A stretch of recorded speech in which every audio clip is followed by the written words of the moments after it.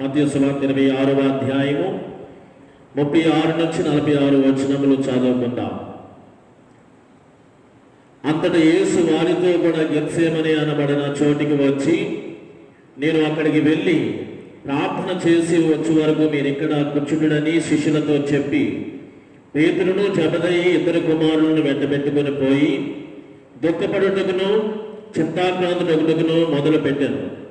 అప్పుడు యేసు, మరణమగినంతగా నా ప్రాణము బహు దుఃఖములో మునిగి ఉన్నది, మీరు ఇక్కడ నిలిచి నాతో కూడా మెలకువగా నుండుడని వారితో చెప్పి కొంత దూరము వెళ్ళి సాగిలపడి, నా తండ్రి, సాధ్యమైతే ఈ గిన్నె నా యొద్ద నుండి తొలగిపోనిమ్ము, అయినను నా ఇష్ట ప్రకారము కాదు, నీ చిత్త ప్రకారమే కానిమ్మని ప్రార్థించాను.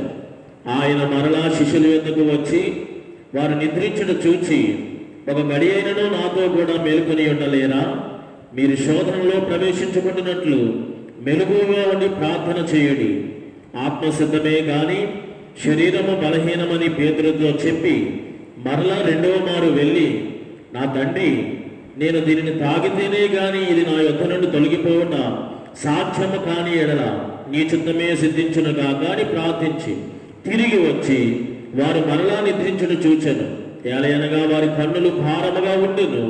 ఆయన వారిని మరలా విడిచి వెళ్ళి ఆ మాటలే చెప్పుచూ మూడవ మారు ప్రార్థన చేశాను. అప్పుడు ఆయన తన శిష్యుల యొద్దకు వచ్చి, ఇక నిద్రపోయి అలసట తీర్చుకున్నది, ఇదిగో ఆ గడియ వచ్చి ఉన్నది, మనుష్య కుమారుడు పాపుల చేతికి అప్పగింపబడుచున్నాడు, లెండి వెళుదాము, ఇదిగో నన్ను అప్పగించువాడు సమీపించి ఉన్నాడని వారితో చెప్పాను. దేవుడు తన పరిశుద్ధ వాక్యమును దీవించునుగా. ఈ చదువుబడినటువంటి లేఖన భాగం ఆధారముగా మనకి ధ్యానాంశము గెత్సేమనే ప్రార్థన. ప్రియమైనటువంటి దేవుని బిడ్డలారా, గెత్సేమనే ప్రార్థన వాస్తవానికి యేసు ప్రభువు వారు జీవించినటువంటి 33.5 సంవత్సరాలు, లేకపోతే తండ్రి యొక్క పరిచర్యలో 3.5 సంవత్సరాలు, ఇంకా ఆయన భూమి మీద శరీరము దాల్చినటువంటి జీవిత దినం ఇంకా ముగుస్తున్నది. ఈ జరిగిన సంఘటన చివరి రాత్రి, మరి ఒక రాత్రి ఆయన జీవితంలో లేదు. ఒకే రాత్రి జామయందు పస్కా విందు ఆచరించారు. అదే రాత్రి గెత్సేమనానికి వనానికి వెళ్ళి ప్రార్థనలో పాల్గొన్నారు. అదే రాత్రి తాను అప్పగింపబడుతున్నటువంటి శిష్యులలో ఒకడు, అప్పగిస్తున్నటువంటి వాడు ఇస్కరియోతు యోధ, సైన్యముతో వచ్చి ముద్దు పెట్టి అప్పగించడం అనేది, ఆ సమయంలో పేతురు ఉద్రేకుడై మలుపు అనబడుతున్నటువంటి ప్రధాన యాజకుని యొక్క దాసుని చెవి నరకడము, ఆ తర్వాత న్యాయస్థానాలకు తీసుకుని వెళ్ళడం, ఇలాగా రేపటి దినాన చాలా ప్రస్తావన ఉన్నది చివరి రాత్రి. కాబట్టి రేపు జరిగినటువంటి సన్నివేశాల్లో ఒకటి గెత్సేమనే ప్రార్థన. ఈ గెత్సేమనే ప్రార్థనలో కూడా వివిధ అంశాలు ఒక్కొక్క ధ్యానముగా చేసుకోవచ్చు. అయితే నేను చివరి రాత్రి జరిగినటువంటి అనేక కార్యములో ఒక కార్యం గెత్సేమనే ప్రార్థన గురించి ఈ దినము ధ్యానం చేయడానికి ఇష్టపడుతూ ఈ ప్రణాళిక రూపొందించడం జరిగింది. అయితే యేసు ప్రభువారు అనేకమైనటువంటి ప్రార్థనల గురించినటువంటి విషయాలు తెలియపరిచారు. ఆయన యోహాను శిష్యులు ప్రార్థించినట్లుగా మాకు కూడా ప్రార్థన నేర్పమని తన 12 మంది శిష్యులు అడిగినప్పుడు ప్రభువారు ప్రార్థన నేర్పించడం మనం చూస్తాం. ఆ ప్రార్థన మనం అనుదినము కూడా చెప్పుకుంటూ ఉంటాం. మనం ప్రార్థించినప్పుడెల్లా కూడా చాలా మంది దాన్ని పరలోక ప్రార్థన అని ప్రస్తావిస్తూ ఉంటారు. పరలోక ప్రార్థన అనే ప్రస్తావన కంటే ప్రభు నేర్పిన ప్రార్థన అంటే చక్కగా ఉంటుంది అని నా అభిప్రాయం. ఆ రీతిగా సంబోధన కంటే ఈ సంబోధన బాగుంటుంది. పరలోక ప్రార్థన కంటే ప్రభు నేర్పిన ప్రార్థన అనట ఎంతో మేలుగా ఉన్నది. అయితే ఈ ప్రార్థన నేర్పించిన తర్వాత ప్రార్థన చేయవారు ఎట్లాంటి విధముగా ప్రార్థన చేయాలి అనే విషయాన్ని కూడా, మీరు ప్రార్థన చేయనప్పుడెల్లా రహస్యమందున్నటువంటి మీ తండ్రికి వినపడినట్లుగా ఆయన మిమ్మల్ని దృష్టించులాగా మీరు రహస్యముగా వెళ్ళి గదిలోనికి వెళ్ళి ప్రార్థన చేయమని చెప్పిన విధానం. ప్రార్థన చేయనప్పుడు తగ్గింపు స్వభావం కలిగి ప్రార్థన చేయాలని చెప్పి ఆ ప్రార్థన గురించినటువంటి విషయాల్లో ఇదొక విషయం. పరిశేడు సుంకరి ప్రార్థన, అక్కడ తగ్గింపు కలిగి ప్రార్థన చేయాలని, రహస్యముగా ప్రార్థన చేయాలని, అలాగే ప్రార్థన చేస్తున్నప్పుడు విశ్వాసంతో ప్రార్థన చేయాలని, అడుగు వాటినన్నిటినీ కూడా పొందుకుంటున్నామనే ప్రార్థన, మీరు అడుగుడి మీకు ఇవ్వబడును అని ఈ ప్రార్థన చేయడం నేర్పాడు. ప్రార్థన ఏ రీతిగా చేయాలో నేర్పాడు. ప్రార్థన చేసేటప్పుడు విశ్వాసంతో చేయాలని నేర్పాడు. ప్రార్థనలో అడిగే వాటిని కూడా పొందుకుంటున్నామనే విషయాన్ని కూడా స్పష్టం చేశాడు. అలాంటి యేసు ప్రభువారు సిలువలో కూడా 3 సార్లు పలికిన 7 మాటల్లో 3 మాటలు ప్రార్థనలే. తండ్రి, వీరేమి చేయుచున్నారో వీరు ఎరుగరు కాబట్టి వీరిని క్షమించని ఒక ప్రార్థన, నా దేవా నన్ను ఎందుకు చేయి విడిచినవని 2వ ప్రార్థన, తండ్రి నా ఆత్మని నీ చేతికి అప్పగించుకొనొచ్చునని 3వ ప్రార్థన. ఇలాగా యేసు ప్రభువారి జీవితం అంతా కూడా ఒక గొప్ప ప్రార్థనాపరుని మనం చూడవచ్చు. ఆయన రాత్రి జాములందు ఎక్కువగా తన తండ్రి సహవాసంలో ప్రార్థనలో ముందుకు సాగేవాడు. అయితే అటువంటి వాడు ఇది నాన్న ప్రార్థన చేయడానికి కెద్రోను వాగు దాటి ఒలీవ కొండలు, ఆ కొండ దిగువ భాగమున కొంచెం దగ్గరగా ఉంటున్నటువంటి ప్రాంతము గెత్సేమనే వనము దగ్గరికి వెళ్ళడం చూస్తాం. పస్కా ఆచరించారు. ఆచరించిన తదుపరి సంఘటన ఇది. ఆచరించే సమయంలో, ఆచరిస్తున్న సమయంలో యేసు ప్రభు మాటలకు, అది రేపు దినాలు ధ్యానం చేస్తాం, పస్కా విందుకు రండి ఆ మాటలు. ఆ సమయంలో 12 మంది శిష్యులలో ఒకడైనటువంటి యోధా ఇస్కరియోతు అనబడుతున్నటువంటి వాడు ఆ సహవాసములో నుండి వాడు బయటికి వెళ్ళిపోవడం మనం చూస్తాం. 12 మందిలో ఒకడు వెళ్ళిపోయాడు అంటే మిగిలిన వారు 11 మంది. వారు పాటలు పాడొచ్చు. 11 మంది అలాగే యేసు ప్రభుతో కలిసి 12 మంది, వీరందరూ కూడా ఒక చిన్న సమూహముగా పాటలు పాడొచ్చు. ఒలీవ కొండ, కిద్రోను వాగు దాటి ఒలీవల కొండ దిగువ భాగమున ఉంటున్న గెత్సేమనే వనములోనికి వెళ్ళడం చూస్తాం. గెత్సేమనే ఇది 2 అరమిక్ పదముల కలయిక. గెత్సేమనే పదం, దీని అచ్చ తెలుగులోనికి ట్రాన్స్లేట్ చేస్తే నూనె గానుగా అనే ఆ పదము అర్థము వస్తారు. అంటే ఈ ఒలీవల కొండ మీద ఉన్నటువంటి ఒలీవల చెట్లు యొక్క ఈ గింజలన్నిటినీ కూడా తీసుకొని పోయి ఆ గానుగలో వేసినప్పుడు, ఒలీవ గింజలన్నీ కూడా నలిపివేయబడినప్పుడు, నలిపివేస్తున్న క్రమంలో ఆ గానుగలో త్రిప్పబడుతూ నలిపివేస్తున్నప్పుడు నలగగొట్టబడినటువంటి గింజల నుండి నూనె, ఒలీవ నూనె వస్తారు. ఆ గానుగ ఉన్న ప్రదేశమునకు యేసు ప్రభువారు వెళ్ళడం శిష్యులు వెంట పెట్టుకొని, సేమ్ ఆ గానుగ ప్రస్తావన ఏ రీతిగా ఉన్నదో ఆ రాత్రి సమయంలో తాను అప్పగింపబడబోతున్నటువంటి రాత్రి సమయంలో తాను ఆ అనుభూతి కలిగి ఉన్నాడు. ఒక ఒలీవ గింజ ఏ రీతిగా నలగగొట్టబడినప్పుడు నూనె ఏ రీతిగా వస్తుందో, తాను కూడా రాత్రి ప్రార్థనలో తన శరీరము తాను నలగగొట్టబడినదిగా చేసుకుంటూ చెమట రక్తముగా మారడం, ఈ విషయాన్ని విశ్వాసులు గమనించారు. అలాంటి ప్రార్థన చేయడానికి వెళ్తున్నాడు. 11 మందిని వెంట పెట్టుకొని తనతో కలిపి 12 మందిగా వెళ్ళారు. ఆ 11 మందిలో గెత్సేమనే వనంలోనికి ప్రవేశించిన వెంటనే యేసు ప్రభువారు అన్నారు, కొద్దిమందిని చూచి ఒక 3 ప్రత్యేకపరిచి, పేతురు, జబదయి కుమారులైనటువంటి యాకోబు, యోహాను అనబడుతున్న ఈ 3 కూడా వెంట పెట్టుకొని మిగిలిన 80 కూడా మీరు ఇక్కడ ఉండండి అని వారిని ఒక చిన్న సహవాసముగా ఏర్పాటు చేసి, ఆ తర్వాత కొద్ది దూరము మరలా 3 కలిసి ఆయన ప్రత్యేకపరుచుకొని ముందుకు వెళ్ళి ఆ 3 కూడా అక్కడ మీరు నా కొరకు మేల్కొని ఉండండి, ప్రార్థన చేయండి అని చెప్పి వారికి చెప్పి ఆ 3 ఉన్న స్థలం నుండి మరలా ఆయన మరి ఒక సువార్తికుడు చెప్పాడు, రాతివేతంత దూరము. రాతివేత అంటే ఒక రాయిని తీసుకొని నీవు ఎంత దూరం విసరగలిగితే ఆ రాయి ఎక్కడ పడుతుందో అంతటి దూరం అన్నమాట. రాతివేతంత దూరము వెళ్ళి ఆయన ప్రార్థన చేయడం, దుఃఖాక్రాంతుడైపోయి చింతాక్రాంతుడైపోయి ఆయన మరణమగు అంతగా వేదన పొందుతూ ప్రార్థనలో ముందుకు సాగిపోవడం.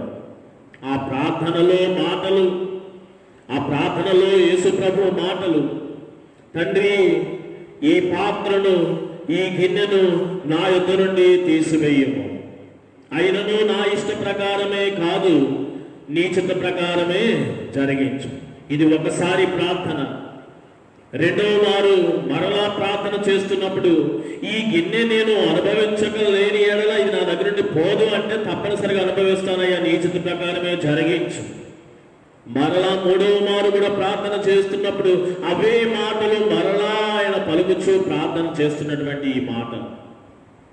ఈ ప్రార్థన చేస్తున్నప్పుడు ఆ సమయంలో 3 సార్లు యేసు ప్రభు వారు తన ప్రత్యేకింపబడిన 3 శిష్యుల దగ్గరకు వచ్చి చూచినప్పుడు ఎప్పుడు వచ్చి చూసినా వారు నిద్ర అవస్థలోనే ఉన్నారు. వారిని మేల్కొల్పాడు. మేల్కొల్పుతున్నప్పుడు చెప్పబడినటువంటి మాట ఇది ప్రత్యేకమైన ఇదొక ధ్యానం. గెత్సేమనే ప్రార్థనే ఒక దిన ప్రస్తావన ధ్యానం అయితే, గెత్సేమన వనంలో మరలా శిష్యులతో మాట్లాడినటువంటి మాట అదొక ధ్యానముగా ఉంటారు. ఇలా మనము ఒక్కొక్క విషయాన్ని ప్రత్యేకించి ధ్యానం చేసే సమయం కాదు ఇది. ఆయన ఏమంటాడు? శోధనలో మీరు ప్రవేశించకుండాలాగున మెలకువగా ఉండి ప్రార్థన చేయండి. ఇదొక ధ్యానం అండి, ఇదొక మాట. అయితే నేను ఆ మాట ప్రస్తావించడం లేదు. యేసు ప్రభు ప్రార్థన గెత్సేమనే వనములో చేసినటువంటి ఆ ప్రార్థనను ఒకసారి ఆ ప్రార్థనలో నుండి మనం నేర్చుకోవాల్సినటువంటి కొన్ని విషయాలను మీ ముందు ఉంచాలని ఆయన పలికిన కొద్ది మాటలే ఉన్నాయి. ఈ గిన్నె, ఈ పాత్రను నా యొద్ద నుండి తీసివేయి. ప్రభువా, నా ఇష్ట ప్రకారం కాదు కానీ నీ చిత్త ప్రకారమే జరిగించు.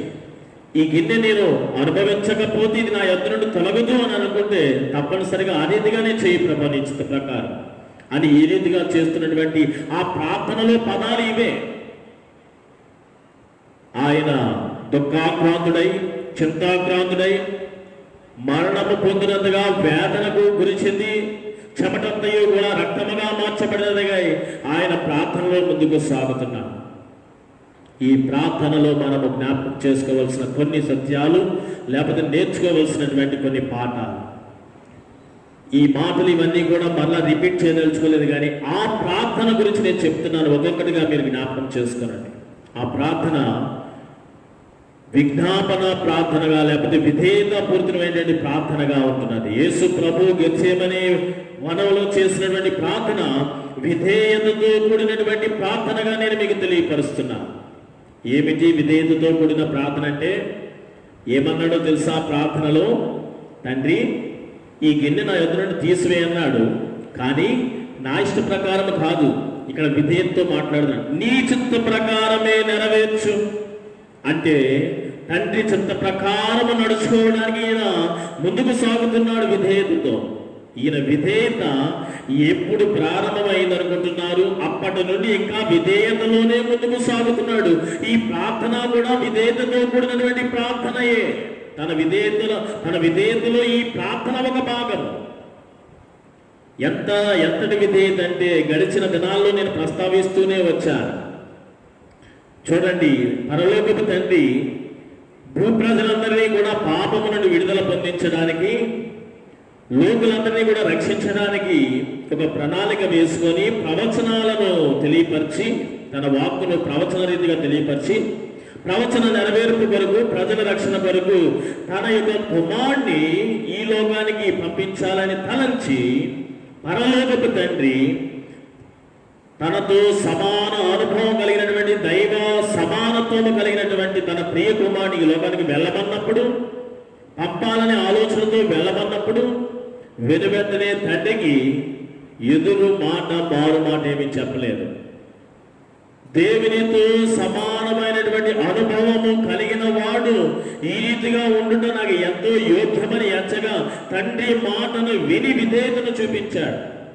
దేవునితో సమాన అనుభవాన్ని విడిచిపెట్టడం, తండ్రి మాట వినుటయే నాకు ముఖ్యమని చెప్పి ఆ దైవత్వపు సమాన స్థితిని విడిచిపెట్టాడు. విధేయత చూడండి, తండ్రి చెప్పిన మాట ప్రకారం వెళ్ళడానికి తన యొక్క స్థితిగతులను వదులుకున్నాడు. పరలోక వైభవాన్ని వదులుకున్నాడు. పరలోక ధనాన్ని విడిచిపెట్టాడు. దైవత్వాన్ని విడిచిపెట్టి మానవత్వాన్ని శరీర రూపంలో దాల్చాడు. ఎంత తగ్గించుకుంటున్నాడు చూసారా? విధేయతలో భాగం ఇదంతా కూడా. తండ్రి వెళ్ళమన్నాడు కాబట్టి పరలోకపు వైభవాన్ని, దైవ స్వరూపాన్ని, స్థితిని, సమానత్వ భావాన్ని విడిచిపెట్టవలసి వచ్చింది. విధేయతలో భాగం ఇవన్నీ కూడా విడిచిపెట్టడం. చివరికి శరీరము దాల్చి, ఆ శరీరము కూడా ఎట్లాగా పాప శరీరముగా మార్చబడి, పాపముతో చేయబడినటువంటి శరీరము. ఆ రీతిగా ఆయన ఇంకా ఎంతటి విధేయత అంటే ఇంకా తగ్గించుకోవడానికి పరలోకమును విడిచిపెట్టాడు, దేవుడితో సమాన అనుభూతిని విడిచిపెట్టాడు, దైవత్వాన్ని విడిచిపెట్టాడు, మానవ స్వరూపాన్ని కలిగి ఉన్నాడు. ఇప్పుడు మానవుడు కూడా పాపమైనటువంటి దేహముగా శరీరముగా మార్చబడిన విధానం ఇంకా విధేయత చూపెడుతూ విధేయతలోనే ముందుకు సాగుతున్నాడు. ఈ ప్రార్థన కూడా, తండ్రి నీ చిత్త ప్రకారమే నన్ను నడిపించు, ఇదిగో నీ కొరకు చివరిగా మనిషిగా మనతో ఇద్దరు మానవుడిగా కూడా మరణించడానికి కూడా సిద్ధపడుతున్నాను ప్రభు అని చెప్పి ప్రార్థన నీ చిత్త ప్రకారమే జరిగింది. విధేయత వహించే ప్రార్థన ఈ ప్రార్థన, విధేయతతో కూడినటువంటి ప్రార్థనగా నేను మీకు ఈ ప్రార్థనలో మనము జ్ఞాపకం చేసుకోవాల్సినటువంటి నేర్చుకోవాల్సినటువంటిది ఏమిటంటే విధేయతతో కూడినటువంటి ప్రార్థనలు మనము కూడా చేయగలగాలి. ఒక దావీదు, ఒక దానియేలు, ఒక మోషే, ఒక యెహోషువ, ఒక ఏలియా, ఎలీషా, ఇలాంటి వారందరూ కూడా వారు చక్కగా దేవుని చిత్తానుసారముగా దేవునికి ప్రార్థన చేసి విధేయత కలిగి ఆ ప్రకారము జీవించేవారు.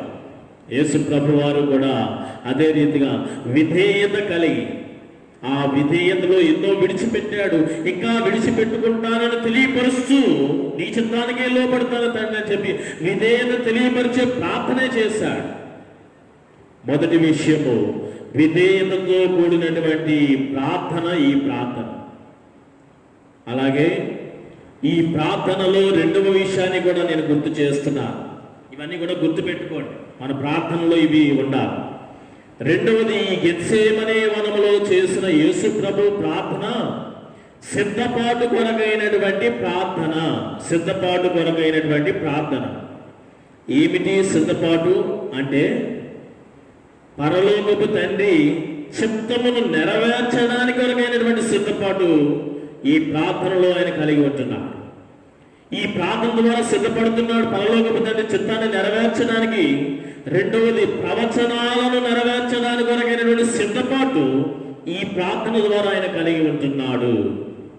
అంత మాత్రమే కాదు, ఆయన జీవిస్తున్నప్పుడు ఆయనను అనేక రకాలుగా పిలిచారు కదా, ఆ పిలుపులు మీకు గుర్తున్నాయా?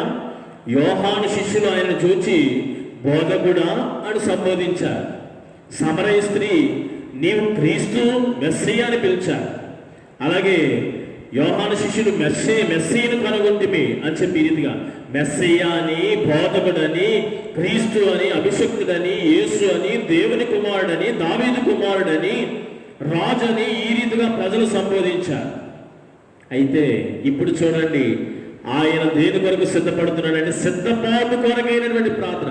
ఈ స్థితిగతులన్నీ కూడా విడిచిపెట్టి మరి యొక్క స్థితిని ఆయన అలంకరించుకోవడానికి సిద్ధపడుతున్నాడు. ఆయన యోహాను సువార్తికుడు చెప్పినట్లుగా ఆది యందు వాక్యం ఉన్నది, వాక్యము దేవుని యందు ఉన్నది, ఆ వాక్యము జీవము వెలుగై ఉన్నది, నిజమైన వెలుగై ఉన్నది, మనుషులకి వస్తున్నది. చివరికి ఆ వాక్యమే శరీరధారి అయి కృపాసత్య సంపూర్ణుడుగా మన మధ్యలో నివసించడం. ప్రియమైనటువంటి దేవుని బిడ్డలారా, నా మాటలు మీకు అర్థమవుతున్నాయి అనుకుంటున్నాను. ఈయన సిద్ధపడుతున్నాడు. దేని నిమిత్తం అంటే ఈయన ఒక మెస్సయ్య, ఒక క్రీస్తు, దేవుని కుమారుడు, దావీదు కుమారుడు, ఈ క్రమంలో చెప్పుకుంటూ తండ్రి చిత్తాన్ని నెరవేర్చడానికి సిద్ధపడుతున్నాడు, లేఖనాలని నెరవేర్చడానికి సిద్ధపడుతున్నాడు. ఇంకా ఏ రీతిగా సిద్ధపడుతున్నాడంటే ఈ ప్రార్థన ద్వారా ఆయన ఒక పరిశుద్ధుడండి. ఆయన ఒక పరిశుద్ధుడు. అయితే పరిశుద్ధుడు కాస్త ఏమైపోతున్నాడంటే దేని కొరకు సిద్ధపడుతున్నాడంటే పరిశుద్ధతను విడిచి ఒక పాపిగా మారడానికి సిద్ధపడుతున్నాడు. ఆయన ఒక వెలుగు, నేను లోకమునకు వెలుగై ఉన్నాను. ఆయన వెలుగు ఈ సమయంలో సిద్ధపడుతున్నాడు. దేనికంటే వెలుగును విడిచి చీకటి కలిగి ఉండడానికి సిద్ధపడుతున్నాడు. పరిశుద్ధుడు పాపిగా అవడానికి సిద్ధపాటు, వెలుగైనటువంటి వాడు చీకటిగా అవడానికి సిద్ధపడుతున్నాడు. ఒక నీతిమంతుడు, పిలాతు చెప్పాడు కదా, పిలాతు భార్య చెప్పింది కదా, ఈయన నీతిమంతుడు అని చెప్పి. ఒక నీతిమంతుడు అవినీతిపరుడుగా, అనీతిమంతుడుగా తీర్చడానికి సిద్ధపాటు. ఒక పరిశుద్ధుడు పాపిగా, వెలుగైనటువంటి వాడు చీకటిగా, ఒక నీతిమంతుడు అవినీతిమంతుడుగా, ఒక సర్వశక్తిమంతుడు ఒక బలహీనుడుగా, ఒక సత్యము కలిగినటువంటి వాడు సత్యమైనటువంటి వాడు అసత్యముగా, ఒక నిర్దోషి ఒక దోషిగా అవడానికి సిద్ధపడుతున్నాడు.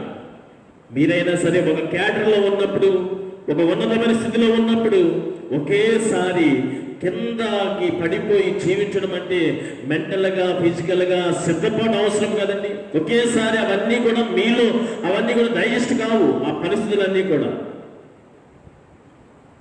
ఒకసారి అలవాటు అవ్వాలి, సిద్ధపడాలి. అయితే ఈ దినాన యేసు ప్రభు వారు సిద్ధపాటు కొరకైనటువంటి ప్రార్థన చేస్తున్నారు. ఇంతవరకు నా వైభవం బోధకుడిగా, మెస్సయ్యగా, క్రీస్తుగా, పరిశుద్ధుడిగా, నీతిమంతుడిగా, ఈ రీతిగా ఎన్నో ఉన్నాయి. అవన్నీ కూడా విడిచిపెట్టి ఇప్పుడు ఒక పాపిగా, ఒక చీకటిగా, ఒక దోషిగా, ఒక అసత్యముగా, ఒక అవినీతిపరుడుగా, ఈ రీతిగా నేను ఇవన్నీ ధరించవలసి ఉన్నదని చెప్పి దాని నిమిత్తమైన సిద్ధపాటు. ఈ సిద్ధపాటులో భాగముగా ప్రతి ఒక్కరూ కూడా సిద్ధపాటు అవసరం కదండి. విజయం, ఒక యుద్ధము సాధించడానికి సిద్ధపాటు అవసరం. ఒక క్రీడా రంగంలో విజయం సాధించడానికి సిద్ధపడాలి, ప్రాక్టీస్. అట్లాగే ప్రతి దానిలో కూడా సిద్ధపాటు అవసరం. అలాగే అపవాది పైన, సాతాను పైన, మరణము పైన, పాపము పైన, సమాధి పైన విజయము సాధించడానికి కొరకైనటువంటి సిద్ధపాటు ఈయన ఈ యొక్క ప్రార్థన ద్వారా ముందుకు సాగుతున్నాడు. ఈ ప్రార్థనలో మనం గుర్తెరగవలసినటువంటి విషయాలు, విధేయతతో కూడినటువంటి ప్రార్థన చేశాడు. రెండవది సిద్ధపాటు కొరకైనటువంటి ప్రార్థన, సిద్ధపడుతున్నాడు. సిద్ధపాటులో ఎన్నో విషయాలు చెప్పారు. ఈ సిద్ధపాటు కలిగినటువంటి ప్రార్థనలో ఈ గెత్సెమనే ప్రార్థనలో మూడవ విషయాన్ని కూడా నేను చెప్తున్నాను. ఆదరణ పొందడానికి కొరకు, నిబ్రత్వాన్ని కలిగి ఉండడానికి, ధైర్యము కలిగి ఉండడానికి కొరకైనటువంటి ప్రార్థన. నిజమే, దేవుని బిడ్డ కొన్నిసార్లు పరిస్థితులను బట్టి ధైర్యమును కోల్పోతూ ఉంటాం. అధైర్యము అనేది చోటు చేసుకుంటూ ఉంటుంది. ఏమిటి రేపు అని ప్రశ్నగా మారిపోతూ ఉంటుంది. నీకు ఊహకు అందలేనటువంటి విధానముగా పరిస్థితులు మారిపోతున్నప్పుడు అస్తవ్యస్తముగా నీవు భయభ్రాంతులుగా అయిపోతూ మరింత పిరికితనం వహిస్తూ ఉంటావు. దేవుడు మనకు పిరికితనం ఇవ్వలేదు కానీ ఇంద్రియములన్నీ కూడా నిగ్రహం చేసుకుని ఆత్మని ఇచ్చినాడు కదా. ఆ విషయాన్ని గుర్తెట్టుకో విశ్వాసి. గుండె చెదరిన వారిని బాగు చేయువాడు ఆయనే. మనం పాడుకుంటాం కదా, గుండె చెదరిన వారిని బాగు చేయు వాడని. 147వ సంకీర్తన 3వ వచనములో యెరూషలేము కట్టువాడు ఆయన ఈ రీతిగా చెప్పుకుంటూ, గుండె చెదరిన వారిని, పరిస్థితులను బట్టి అటువంటి వారికి ఆదరణ కలుగు చేసే దేవుడు మన దేవుడు. శరీరము దాల్చిన ప్రతి ఒక్కరికి కూడా ప్రాణము మీద తీపి ఉంటుంది కదా, మరణం అంటే భయం ఉంటుంది కదా. ఎంతటి వాడైనా, ఇదిగో ఇప్పుడు పరిస్థితి కరోనా వైరస్ సోకిందంటే వాడు ఇంచుమించుగా మరణానికి పాత్రుడే కదా. అందరూ భయపడిపోతున్నారు. ఎందుకు? మరణానికి. అలాగే యేసు ప్రభు కూడా శరీరం దాల్చిన వాడండి. మనుష్య కుమారుడిగా జీవించాడు, శరీరము దాల్చాడు. కాబట్టి ఆయన ఎదురుగా ఏమన్నదంటే మరణం అనేది ఉన్నది, అది ఆయనే పొందవలసి ఉన్నది. కాబట్టి మరొక ఆప్షన్ ఏమీ లేదు తప్పించుకోవడానికి. ఆయనే ఆ మరణమును కలిగి ఉన్నారు. ఈ మరణమును కలిగి ఉండే క్రమంలో అధైర్యమును కోల్పోతున్న వేళ, ధైర్యమును కోల్పోయి అధైర్యమును కలిగి ఉంటున్న వేళ, భయపడుతున్న వేళ, ఆదరణ కొరకు, ధైర్యము కొరకు, నిబ్రత్వము కొరకు ఆయన ఈ ప్రార్థన చేశాడు. ఒకటి విధేయతతో కూడినటువంటి ఈ ప్రార్థన, రెండవది సిద్ధపాటు కొరకైనటువంటి ఈ ప్రార్థనగా చెప్పాను. మూడవది ఆదరణ, ధైర్యము, నిబ్రత్వాన్ని కలిగి ఉండడం కొరకైనటువంటి ప్రార్థన. ఎందుకంటే నరులను ఆశ్రయించుట కంటే యెహోవాను ఆశ్రయించుట ఎంతో మేలు. ఆ సమయంలో ఈ మరణకరమైనటువంటి సంఘటన నేను కలిగి ఉండాలని చెప్పి ధైర్యం కోల్పోతున్న వేళ ఈ రైట్ టైంలో ఎవరైనా నాకు ధైర్యాన్ని కలిగిస్తారంటే గుండె చెదరిన వారికి ధైర్యాన్ని ఇచ్చేవాడు యెహోవా దేవుడు, పరలోకపు తండ్రి అని చెప్పి ఆదరణ కొరకైనటువంటి నిబ్బరత్వమును కొరకైనటువంటి ప్రార్థన ఆయన చేయసాగాడు. అది గెత్సేమనే వనంలో చేసిన ప్రార్థనలో ఒక భాగం. ఆ ప్రార్థన నీవు కూడా ఏదైనా పరిస్థితుల్లో ఎవరెవరినో ఆశ్రయించడం కాదు, రేపు ఏమి సంభవిస్తాదో అధైర్యము కలిగినప్పుడు, నీకు గోచరము కానిటువంటి అగోచర స్థితిలో ఉన్నప్పుడు, ఒక పిరిగివాడిగా అయిపోతున్నప్పుడు యేసును ఆశ్రయించు. పరలోకపు తండ్రికి ప్రార్థన చేయి. చక్కని ఆదరణ, ధైర్యము, నడిపింపు నీకు ఇస్తాడు. ఈ ప్రార్థన ద్వారా ఆదరింపబడ్డాడు, ధైర్యపరచబడ్డాడు. మరణము నుండి పారిపోయే అటువంటి విధానము కాదు, కానీ మరణాన్ని ధీటుగా ఎదుర్కోగలిగే ధైర్యముతో ముందుకు వచ్చాడు యేసు ప్రభువు. ఈ ప్రార్థన అట్లాంటి ధైర్యాన్ని ఇచ్చింది. ఆదరణను, నిబ్బరత్వాన్ని, ధైర్యాన్ని కలిగి పొందుకునే ప్రార్థన చేశాడు యేసు ప్రభువు. ఇది మరి ఒక మాట. ఇంకొక విషయాన్ని కూడా ఈ గెత్సేమనే వనంలో చేసిన ప్రార్థన, ఇది ప్రత్యక్షముగా చూస్తున్నాం, పరోక్షముగా కూడా సకల ప్రజలు పాపులందరి ఎడల కూడా ఆయన చూపెడుతున్న ప్రేమ దీనిలో వెల్లడవుతూ ఉంటారు. ఆయన త్యాగము వెల్లడవుతూ ఉంటారు. ఇది పాపుల ఎడల, సమస్త ప్రజల ఎడల, సకల ప్రజల ఎడల ఆయన ప్రేమను కనపరిచే ప్రార్థన, ఆయన త్యాగము తెలియపరిచే ప్రార్థన ఈ గెత్సేమనే ప్రార్థన. ఎందుకు ఈ రీతిగా మాట్లాడుతున్నానంటే, తన తండ్రితో ప్రార్థనలో ప్రస్తావించిన మాటలు ఒకసారి నెమరు వేసుకుంటే, మరలా వాటిని జ్ఞాపకం చేసుకుంటే, తండ్రి ఈ పాత్రను, ఈ గిన్నెను నా యొద్ద నుండి నీవు తీసివేయి అని ప్రార్థన చేస్తున్నాడు. అయినను నా ఇష్ట ప్రకారమే కాదు, నీ చిత్త ప్రకారమే దానిని నెరవేర్చమంటున్నాడు. ఈ పాత్ర అంటే, ఈ గిన్నె అంటే ఏమిటి? ఇది పాపపు గిన్నె, శిక్షను సూచించే గిన్నె, శ్రమల పాత్ర ఈ పాత్ర, ఈ గిన్నె మరణపు పాత్ర, అది ఆ పాత్ర గిన్నె.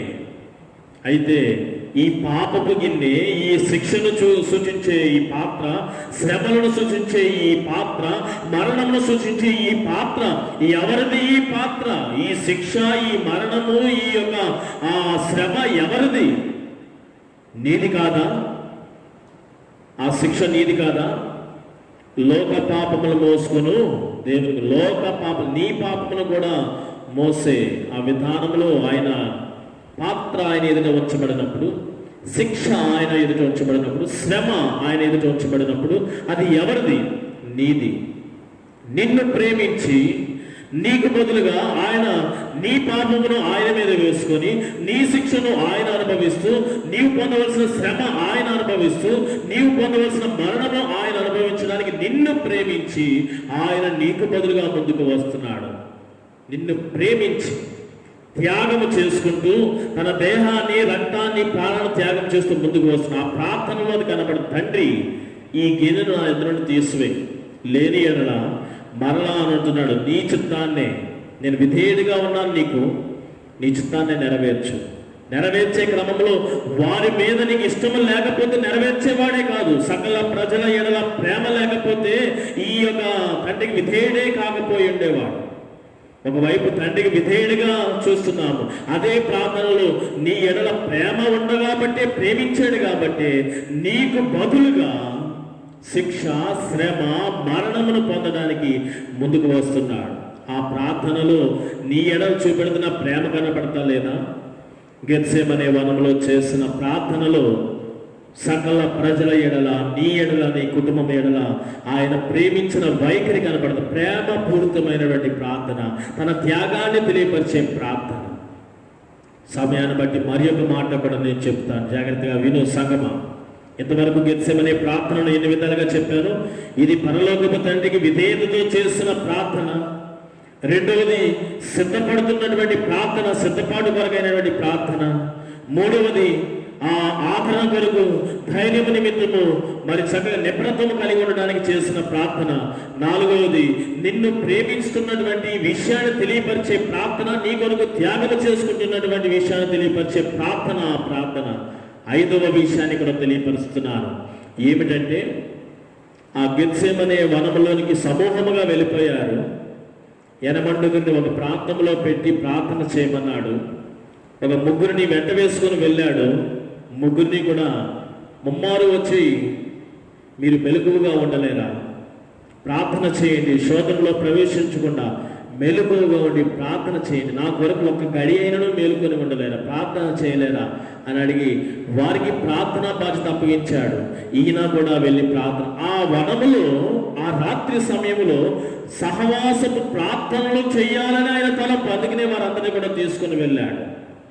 సహవాసాల గుంపులు ప్రార్థన జరగాలని తీసుకుని వెళ్ళాడు. కానీ చివరికి సహవాసపు ప్రార్థనలు అక్కడ జరగలేదు. ఏకాంత వ్యక్తిగత ఒంటరి ప్రార్థన మాత్రమే జరిగింది. గెత్సేమనే వనములో జరిగిన సహవాసపు గుంపులుగా కూడిన ప్రార్థన జరగాలని అనుకున్నాడు, కానీ ఒంటరి ప్రార్థన, వ్యక్తిగత ప్రార్థన మాత్రమే జరిగింది. దీనిని బట్టి నీవు కూడా ఒక పాఠము నేర్చుకోవాలా విశ్వాసి. నీ గురించి ఎవరో, నీ భార్యనో, నీ భర్తనో, నీ బిడ్డలో, నీ కుటుంబమో ప్రార్థన చేస్తారు, సంఘము నీ గురించి ప్రార్థన చేస్తుంది అనుకుంటున్నావేమో. చేస్తే మంచిదే.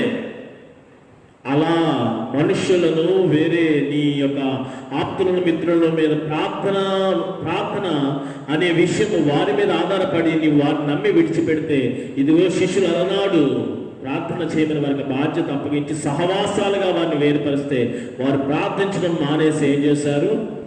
నిద్ర అవస్థ వలన, వారు శరీరములు అలసి ఉండటం వలన, వారి కన్నులు భారముగా ఉండటం వలన వారు నిద్రలోనే ముందుకు సాగిపోయారు. నీవు కూడా నా తల్లి, నా తండ్రి, నా భార్య, నా భర్త, నా బిడ్డ నా గురించి ప్రార్థన చేస్తున్నారులే అనుకోవచ్చు. ఏమో శిష్యుల వలె నీ గురించి ప్రార్థించే వారిగా లేకపోతే ఒకవేళ నీ పరిస్థితి ఏమైపోతుంది? కాబట్టి ఎవరిని ప్రార్థనా సహాయం కోరు, పర్వాలేదు, చేస్తే మంచిదే. కానీ ఎప్పటికప్పుడు నీవు కూడా దేవునికి సమీపముగా ఉండులాగున ప్రార్థనలో, వ్యక్తిగత ప్రార్థనలో బలమైనటువంటివి. ప్రార్థన, దేవునితో సంభాషణ, అభ్యర్థన, మొర, ఏ రీతిగా ఎన్ని పేర్లు పెట్టి పిలుచుకున్నా నీ ప్రార్థన నీకే బలం, నీ ప్రార్థన నీకే సంరక్షణ, నీ ప్రార్థన నీకే సహాయం. నీ ప్రార్థనకి దేవుడు నీతోనే మాట్లాడుతూ ఉంటాడు. అది నా శిష్యులు నమ్ముకుని ఉంటే చాలా ఇబ్బంది అయ్యేది. ఆయన మరణంలో ఎదుర్కోగలిగే శక్తి, ప్రవచనాలను నెరవేర్చగలిగే సామర్థ్యత, తండ్రి చిత్తానికి లోబడే అట్టి నడిపింపు కూడా లేకపోయేది. ఆయన పారిపోయేవాడే. కానీ వారిని నమ్ముట కంటే తనకు తానుగా నమ్ముకొని వ్యక్తిగత ప్రార్థన చేసుకున్నాడు కదా. నీకు నువ్వుగా ప్రార్థన చేసుకో. నీ ప్రార్థనే నీకు చక్కని నడిపింపునిస్తుంది. నీ ప్రార్థనే నీకు ఆదరణ, ధైర్యము, నెమ్మది, ఆ చక్కని జీవితాన్ని ప్రసాదిస్తుంది. సంఘాన్ని కోరు ప్రార్థన చేస్తున్న సంఘ ప్రార్థన బలమైంది. అలాగే నీ ఆప్తులు, మిత్రుల్ని కూడా కోరు ప్రార్థన. అలాగని నీ వ్యక్తిగత ప్రార్థనలు మానుకోవద్దు. వారి ప్రార్థనల కంటే నీకు నీ ప్రార్థన ఎంతో బలమైనది. ప్రియమైనటువంటి దేవుని బిడ్డలారా, గెత్సేమనే వనములో యేసు ప్రభు వారు చేసినటువంటి ప్రార్థన ఒక విధేయతతో కూడినటువంటి ప్రార్థన చేశాడు. సిద్ధపాటు కొరకైనటువంటి ప్రార్థన చేశాడు. ఆదరణ, ధైర్యము, నిపుణత్వమును కలిగి ఉండడం కొరకైనటువంటి ప్రార్థన చేశాడు. అదే రీతిగా సకల ప్రజలను నిన్ను నన్ను ప్రేమిస్తున్నాడు అనే సాదృశ్యమైనటువంటి విషయాన్ని ఆ ప్రార్థనలో మనం గుర్తెరగాలి. తన త్యాగాన్ని కూడా ఈ ప్రార్థన ద్వారా గుర్తు చేసుకోవాలి. వ్యక్తిగతమైనటువంటి ప్రార్థన చేశాడు. ఈ గెత్సేమనే వనములో చేసినటువంటి ప్రార్థన ఇన్ని విషయాలు మనకి నేర్పిస్తున్నప్పుడు, ఈ ప్రార్థన ప్రతి క్రైస్తవునికి ఒక ఆయుధం అని మర్చిపోయి ప్రార్థన చేసే సమయమును ఇవ్వకుండా, ప్రార్థనలన్నీ కూడా ఏదో నామకార్థముగా, యాంత్రికముగా ఒక క్షణిక కాలంలో వెళ్ళిపోతూ తలుపు యొద్ద నిలవబడి ఒక రెప్పపాటులో ప్రార్థన చేసే విశ్వాసి ప్రార్థన యొక్క శక్తిని, దాని విలువను, దాని ప్రత్యేకతను కూడా గుర్తిరిగి నీలో కూడా ప్రార్థన విధేయతతో తండ్రి చిత్తాన్ని నెరవేర్చే ప్రార్థన చేయడానికి ఆ ప్రార్థన ద్వారా నీవు ఎప్పటికప్పుడు ఆదరింపబడి ఆత్మీయ జీవితంలో బలపడడానికి ఒక సిద్ధపాటు కలిగినటువంటి విధానాన్ని కలిగి ఉండి ఒక వ్యక్తిగత ప్రార్థనలో ముందుకు సాగిపో. చక్కని విజయాన్ని దేవుడు నీకు అనుగ్రహిస్తాడు. ఇలాంటి ప్రార్థన చేస్తున్నప్పుడు చివరిగా ఆయన వచ్చి ఆ శిష్యులతో అంటున్నాడు, ఇంకా మీరు నిద్రించి మీ యొక్క అలసటను తీర్చుకునండి, గడియ సమీపముగా ఉన్నది, అదిగో నన్ను అప్పగింపబోవాడు సమీపించున్నదని చెప్పి ఈ రీతిగా మాటలు చెప్పాడు. మిగిలిన దృష్టాంతం రేపటి దినాన మనము ధ్యానం చేద్దాం. గెత్సేమనే వనము ద్వారా ఇది నాన్న 5 విషయాలు మనం నేర్చుకుందాం. ఆ 5 విషయాలు కూడా నీ వ్యక్తిగత జీవితంలో నీవు జీవించగలిగితే యేసు ధీటుగా ముందుకు సాగి చక్కని విజయ పేరు మోగించడానికి ఈ ప్రార్థనే ఎంతో ఆయనకి ఉపయోగయుక్తముగా ఉన్నది. కాబట్టి ఈ లోకంలో ఏ పనులు చేస్తున్నా, ఏ దినము నీ జీవనం ప్రారంభించినా ప్రార్థనలోనే ఇట్లాంటి 5 విషయాలతో కూడినటువంటి నీ ప్రార్థనలో ముందుకు సాగిపో. దేవుడు చక్కని విజయము, ఆదరణ, చక్కని ఆ జయోత్సాహకరమైనటువంటి విధానంలో నీ జీవితం ముందుకు నడిపిస్తాడు. అటు నడిపింపు మీరందరూ కూడా నీ కుటుంబంలో ప్రతి ఒక్కరు కూడా, సంఘంలో ప్రతి ఒక్కరు కూడా కలిగి ఉండాలని నేను ఆకాంక్షిస్తూ కోరుకుంటూ పరిశుద్ధాత్మ దేవుడు అట్టి నడిపింపు మీ అందరికీ దయచేయాలని ఈ మాటలు ఇంతటితో నేను